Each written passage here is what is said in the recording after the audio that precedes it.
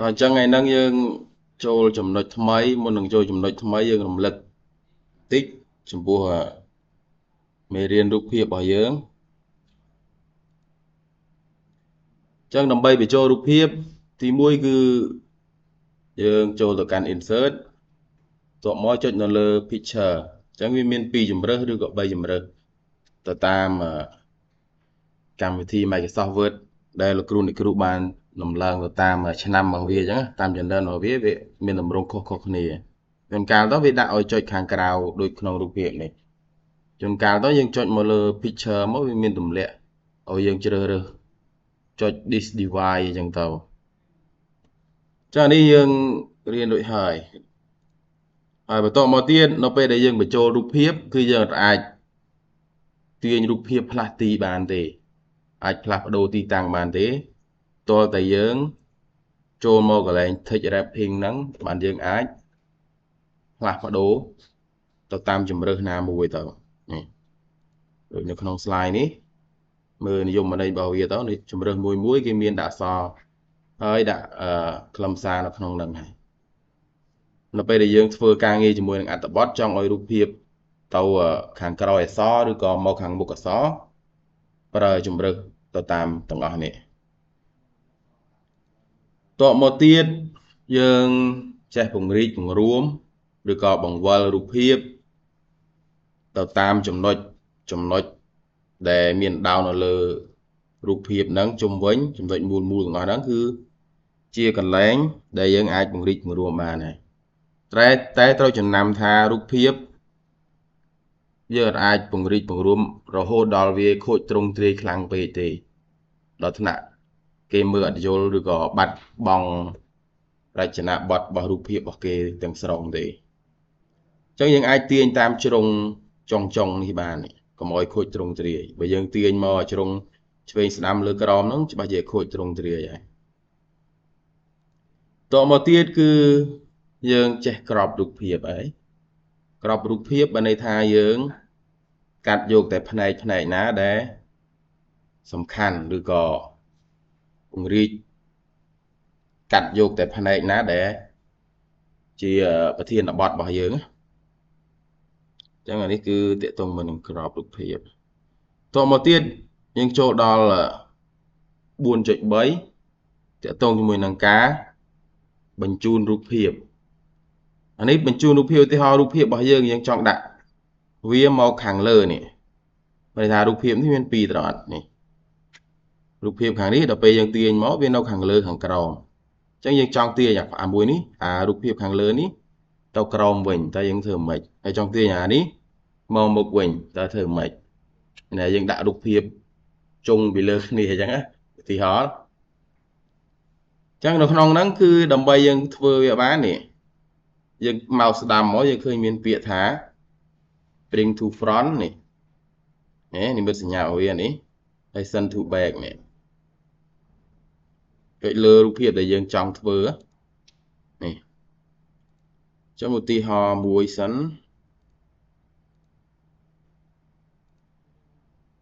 ចឹងខ្ញុំទៅយករូបភាពមកពីរូបភាពសិនឬក៏3ក៏បានដែរpicture នេះទីហៅរូបភាពនេះចុះ3រូបភាពនេះខ្ញុំ insert ចឹងកន្លែងនេះពង្រីកបើន័យថាយើងតុបតែងណានេះយើងបរិចបរួមចឹងមកយើងបដូរវាចឹងចឹងអាចទាញវាមកលើវិញបានណាកំពិតទៅអានេះអនុវត្តទៅលើការងារជាក់ស្ដែងរបស់យើងទេឧទាហរណ៍ទាញវាមូបានចឹងឃើញទេដាក់វានៅខាងលើចឹងដល់ពេលយើងចង់ឲ្យអារូបនេះមកខាងលើវិញយើងធ្វើម៉េចយើងធ្លាប់ឆ្ងល់អត់យើងចេះតែក្របហើយចេះតែមូទីតាំងអត់ចេះទាញវាមកខាងមុខវិញទេណែអត់ចឹងចង់ទាញវាយើងគ្រាន់តែមកស្ដាំមកហើយស្វែងរកពាក្យថា bring to front បានន័យថានាំរូបភាពមកខាងមុខវិញ bring to front ហ្នឹងនេះ chọn này máu cứ vì màu rồi nó ai mouse đâm đâu cái này ní các bạn đưa coi cho cái này ní các bạn được cái này nhé bring to front anh ấy bring forward đôi ta kia thế bởi nhưng trong vô group hiệp đi một hàng một quánh cái ta sẽ lệnh là group hiệp đi mó chọn nhau cái này ní các bạn này bring forward rồi có bring to front này nhá cái màu hàng một tầng ở bây giờ trong cái chun với thằng còi với nè mouse đám sân thụ bẹt đây thả bình chun tàu hàng còi mình đó nó sân thụ bẹt tới bên đây thả bình chun thuộc hàng còi cho nâng tiện tôn cho mùi nắng ca bình chun đục hiệp miền ấy smoke smile thì càng nghe chuyện đen mà dương trong design đục hiệp nào màu lơ màu chrome miền chơi này có dương pro và chạy cái tay chẳng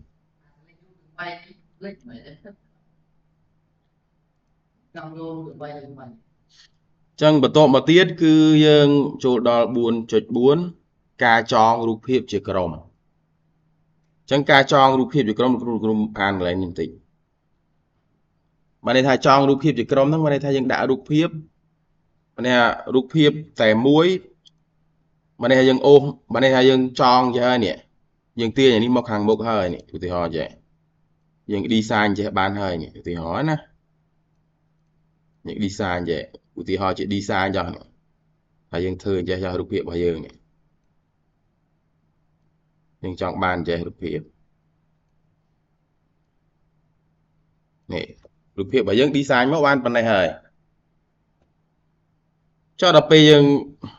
nè dương không thua lần ban này hơi đập bây dương trong cái đô ti tăng về một cái đòn tích tới lớn tích nghĩa tiền về tiền nhớ ban tại mùi thì chẳng những trâu chết cho group hiệp về cái đòn này thà đại vía tàu chỉ group nghĩa tàu chỉ cái đòn vậy chẳng group hiệp nó vì tròn cái này chẳng những ai tiếng vì mà đòn từ ngõ bàn đói mình chăm bạch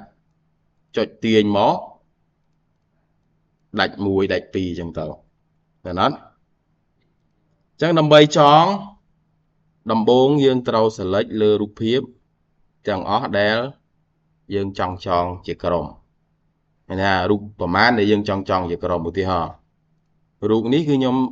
thưa mó nhóm đi xanh bên này hả nhóm trong bên này muối phí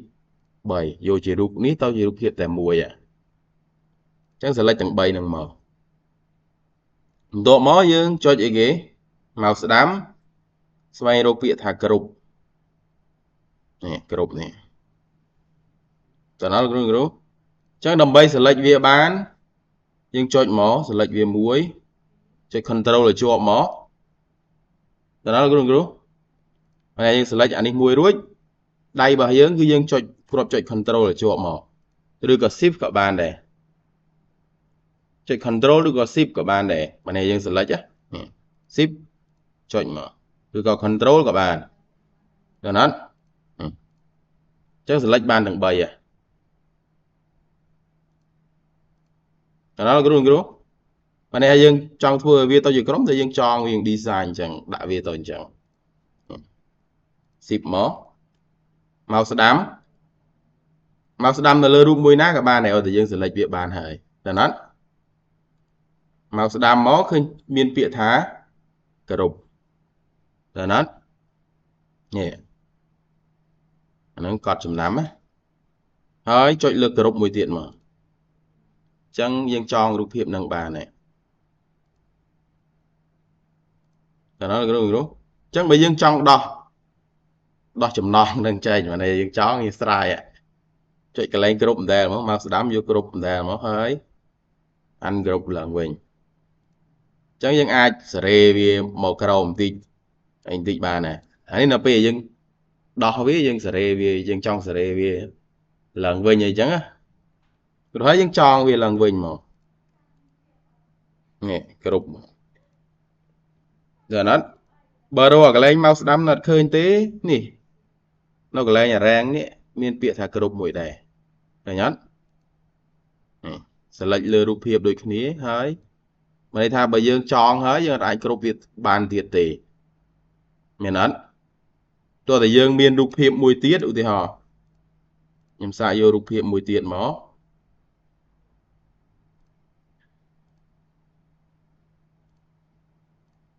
ខ្ញុំដាក់លើដាក់អីចឹងណានេះហើយយើងបានតែយើងចងជាក្រុមអានេះមួយហើយយើងចង់មកអានេះមួយទៀតអញ្ចឹងយើង select ដូចគ្នា shift មកហើយចុច click លើរូបដែលយើងចង់ចងហ្នឹងមកហើយគ្រប់ម្ដងទៀតមកឃើញអត់បានន័យថាយើងគ្រប់ចំនួនប៉ុន្មានដងអីមិញអានេះយើងចងប៉ុន្មានដងអីបាទបានតែក្នុងថង់ទី1ឧទាហរណ៍ណាក្នុងថង់ទី1មានកូនថង់3 4នៅក្នុងហ្នឹងអញ្ចឹងទៅបាទស្រាប់តែយើងដាក់ថង់មួយទៀតមកហើយថែមដូចហូបនំបញ្ចុកគេច្រកមានអត់នំបញ្ចុកច្រកលបយច្រកការអីរួចបានគេចង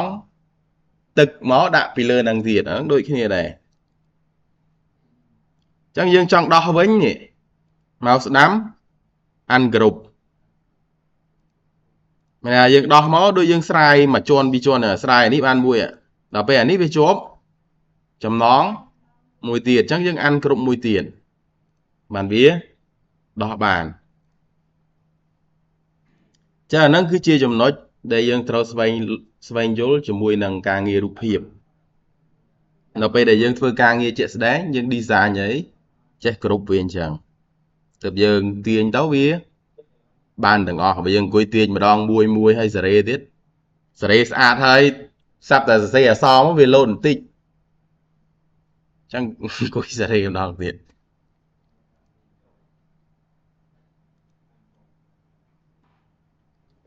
អញ្ចឹងបន្ទាប់មកទៀតអានេះគឺតកតងជាមួយនឹងការលុបនិងបដូរផ្ទៃរូបភាពការលុបនិងបដូរផ្ទៃរូបភាពនេះអានេះតកតងជាមួយនឹងរូបភាពដែលមាន subject ច្បាស់លាស់គឺយកពីរូបភាពដែលមាន subject ច្បាស់លាស់អត់រូបភាពដែលមានថតមកវាចាប់ទៅលើប្រធានបទនឹងច្បាស់លាស់ហើយនេះដូចរូបនេះចឹងណារូបនេះមកគឺមាន subject អត់មានរូបប្រធានបទរបស់យើងច្បាស់លាស់នេះគេដូចរូបនេះរូបមនុស្សផ្សេងផ្ទៃខាងក្រោយផ្សេងចឹងទៅដល់ពេលយើងកាត់មកវាស្អាតល្អឃើញអត់ដាច់ background ល្អចឹងឧទាហរណ៍យករូបខ្ញុំយករូបភាពណាមួយខ្ញុំលុបអានេះចេញសិនយើង remove background ណាឧទាហរណ៍ភាពណាទេអត់មានរូបភាពមនុស្សផងមានរូបភាពខ្លួនឯងទៅយករូបភាពខ្លួនឯងមកកាត់សិនឧទាហរណ៍រូបនេះមួយចុះនេះឧទាហរណ៍ណាមិនដែលយើង remove background យើងកាត់ background អញ្ចឹងកម្មវិធី Word វាមិនមែនជាកម្មវិធី design ដែលយើងអាចកាត់ background ទៅបានស្អាតដូច Photoshop ដូចអីទេដូចកម្មវិធី design ទេវាជាកម្មវិធីសរសេរអត្ថបទបង្កើតអត្ថបទអីទេវាអត់ទាក់ទងមួយ design អីច្រើនទេអញ្ចឹងដើម្បី remove background កន្លែងនេះយើងគ្រាន់តែចុចមកផ្នែកខាងឆ្វេងគេទាំងអស់នេះមកនេះមានពាក្យថា remove background ចុច select រូបភាពសិនណាចុចមួយមកអញ្ចឹងវានឹងឃើញផ្ទៃ background ដែលយើងកាត់ remove ហើយនេះយើងចុចបើដែលចេញអាក្រហមនេះបានន័យថាជាកន្លែងដែលកាត់ឃើញអត់នេះកន្លែងក្រហមស្របជុំនេះបានជាកន្លែងដែលកាត់បើយើងចង់ដកកន្លែងណាចេញយើងអាចនេះចុចមកកន្លែងនេះ mark area នេះមិនឯកន្លែងដែលយើងទុកនេះ mark area to keep នេះកន្លែងបូកបានន័យសញ្ញាបូកនេះបានន័យថាយើងចុចមកវាមានសញ្ញាប៊ិចនេះមួយឲ្យយើងគូឃើញទេគូកន្លែងដែលទុកតើអត់នេះឃើញកន្លែងដែលវាកាត់គឺត្រឹមនេះឃើញអត់នេះកន្លែងផ្ទៃមុខនេះមកដល់កន្លែងក្បាត់កនេះគឺកាត់បានត្រឹមហ្នឹងឯងដល់ពេលអាកន្លែង select នេះគឺសិតតែជាកន្លែងកាត់ដែរបើយើងចង់យកវាត្រឹមណាយើងយកអានេះមួយមកគូអញ្ចឹងមកដៃយើងនឹងដែរ ok cú mó bàn select trầm năng này đã bây giờ chọn cắt trầm này tiết cú về tiết mà hé cú về không rụp hiệp năng á cú về rồi ôi về mò ní đá nè mò tôi là ní đá nè nè mò đó là trong hàng đơm với nhá nè anh biệt bàn này chè chẳng món bàn à đi cặn trắng á cho nó là cái hay remove background តែភាគច្រើនមិនសូវធ្វើទេអានេះពិបាកធ្វើនៅក្នុង Word នោះតែយើងត្រូវតែដឹងដែរអញ្ចឹងបើយើងគួយសេរីវាយូរកាត់ក្នុង Word នេះក្នុង Photoshop template ដែរនេះអញ្ចឹងបើយើងចង់ដកវាចេញនេះចុចសញ្ញាដកមកបានន័យថាដោះវានៅម្នាក់តែឧទាហរណ៍ប៉ុណ្ណឹងណាអញ្ចឹងឧទាហរណ៍ថាយើងបានធ្វើកិច្ចការកាត់មកបានផ្ទៃ background ប៉ុណ្ណឹងហើយយើងចង់យកប៉ុណ្ណឹងអញ្ចឹងយើងចុចកន្លែងសញ្ញាគ្រឹះនេះមកនេះណាណាត់បើយើងចុចសញ្ញាគ្រឹះនេះបានន័យថាយើងកាត់សម្រាប់ថាយើងយករូបត្រឹមនេះអស់ហើយនេះបើយើងចង់ដោះវិញយើងយកពាក្យថានេះដោះអានេះមកបានន័យថាយើងអត់ save ទេយើងចង់បានរូបរក្សានៅដដែលអញ្ចឹងខ្ញុំចង់ save អានេះអញ្ចឹងចុច keep change នឹងមកហេអញ្ចឹងរូបហ្នឹងវានឹងដាច់ផ្ទៃ background នេះហើយគេរូបដើមរបស់គេមិនមិញរូបដើមរបស់គេអញ្ចឹងខ្ញុំ reset សិននេះរូបដើមរបស់គេអញ្ចឹងតែណាត់ដល់ពេលយើងកាត់ background មិនរួចខ្ញុំចុចថយមកវិញគេកាត់មកវាមានអីគេអត់មានផ្ទៃខៀវហ្នឹងទេហ៎វាឃើញតែផ្ទៃសกระดาษរបស់យើងហ៎អញ្ចឹងយើងចង់ដាក់ផ្ទៃឲ្យវាផ្សេងអញ្ចឹងទៅគ្រាន់តែបង្កើតអីគេផ្ទៃផ្សេងអញ្ចឹងទៅនេះទីហោទេណាតែគេមិនសូវប្រើទេនៅក្នុង Microsoft Word គ្រាន់តែយើងរៀនឲ្យដឹងមកគេកុហកបានចឹងបន្តមកទៀតអានេះស្វែងយល់ពីការកែប្រែរូប image adjustment នេះចឹងនេះ picture style image adjustment ហ្នឹងមានអីគេខ្លះ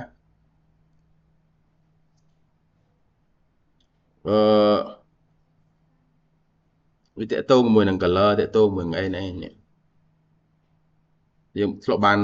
ធ្វើលំហាត់ខ្លះហើយអានេះអូខេតឡើងពលឺតឡើងអីថែមអញ្ចឹងណា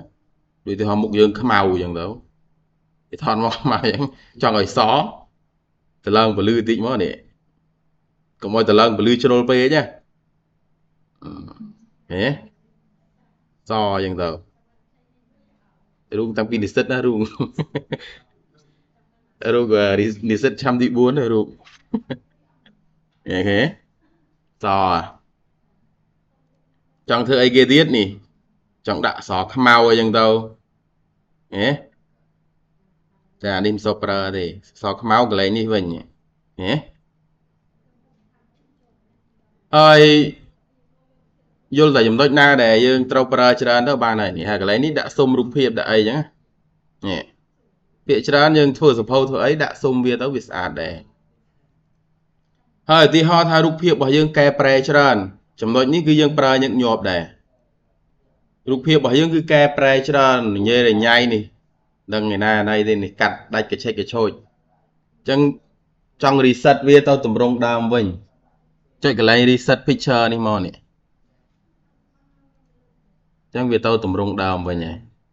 ហើយយើងអាចកែប្រែវាសាដើមបានណាដាក់សុំដាក់អីទៅដាក់សមោលដាក់អីនៅលើរូបភាពនេះកន្លែង picture effect នេះឃើញអត់